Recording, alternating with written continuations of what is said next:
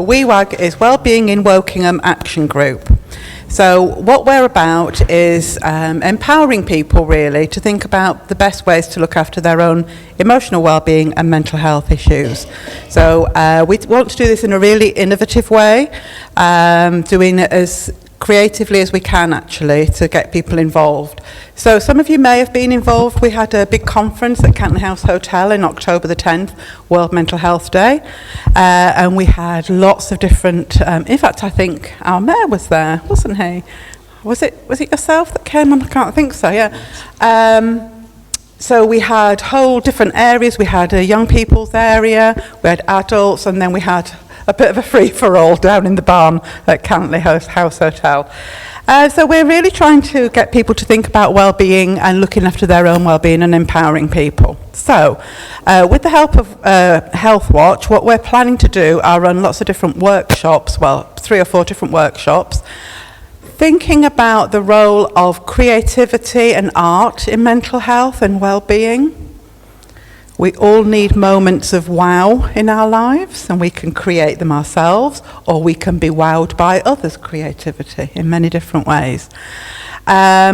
We also want to talk about the very difficult subject, actually, of mental health and addictions, because there's a great big gap in this area where people with that dual diagnosis of mental illness and addictions are a very vulnerable group, and are a vulnerable group that fall into a big black hole basically of being failed by services.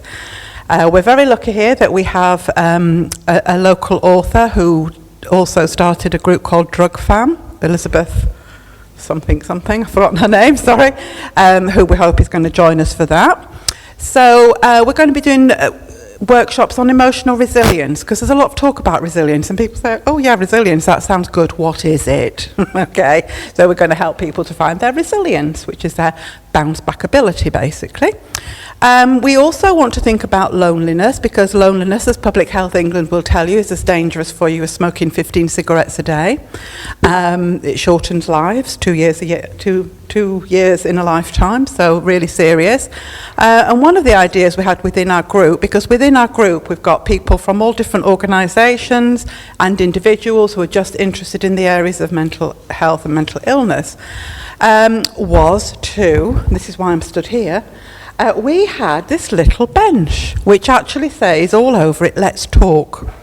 And we had the idea of a bench such as this being outside in strategic areas across the borough, which indicates that if you sit here, you'd quite like a conversation. And somebody can come and sit next to you and have a little chat with you. And this might be very nice in Woodley and Crowthorne and Twyford and all over the place. So we would like people's encouragement to do this. We had this out at our conference and we got fantastic requests for this to be everywhere. So as you can see, we're talking about mental health, mental well-being in innovative ways, and we've got lots of people working in our group that have got great ideas themselves, some of whom you've heard of tonight. Alison belongs to us as well. And we see this as the way forward, because we know, services are really, really stretched, so we have to take ownership of our own health. And we're here to support people to do that. You may have heard that we had a wonderful laughter yoga session, flash mob, this week, just gone by. It was World Happiness Day, so just outside here, and Quentin very kindly videoed it. So if you look on our website, our Facebook page rather, WIWAG Facebook page, you'll see the video on there. And we're starting, if anybody's interested in laughter yoga, we're starting a club soon in April in Embrook Village Hall. So we've got loads and loads of ideas, and we are really grateful to Healthwatch, who are very keen to kind of let us off the lead, if you like, and let us think about how we can do things in the way that we've come up with all these sort of hopefully exciting ideas that will involve lots of different people. So thank you for that. So do you just want to mention something about World Mental Health Day this year? Sorry? Do you want to say something about World Mental Health Day? Which one? The one coming up? Yes. The week? Well, there's World Mental Health Day in October, and then there's, in May, there's Mental Health Awareness Week. So in May, beginning is at the 9th of May, for the week, there are going to be loads and loads of activities throughout the week, morning, noon and night, so you can't escape. So there's going to be things in schools, there's going to be things in community groups, and there's going to be things in the evening. So do keep a good lookout for that, because we've got so many exciting things for adults, for children, for young people, and again, working with many members of the community. We pull people in from everywhere, basically.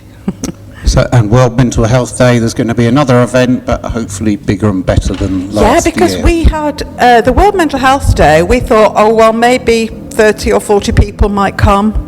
Wow, you know, it was nearer 100, you know, it was like sardines in there.